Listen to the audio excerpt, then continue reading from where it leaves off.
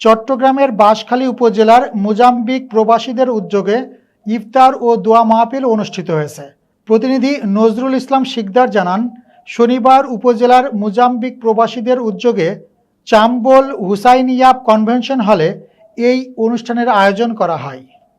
এ সময় মাইনউদ্দিন লক্ষ্মীর সভাপতিত্বে প্রধান অতিথি হিসেবে উপস্থিত ছিলেন চট্টগ্রাম ১৬ বাঁশখালী আসনের সংসদ সদস্য আলহাজ অধ্যক্ষ মাওলানা জহিরুল ইসলাম। প্রধান বক্তা হিসেবে উপস্থিত ছিলেন চট্টগ্রাম দক্ষিণ জেলা বিএনপির যুগ্ম আহ্বায়ক মিসকাতুল ইসলাম চৌধুরী পাপ্পা।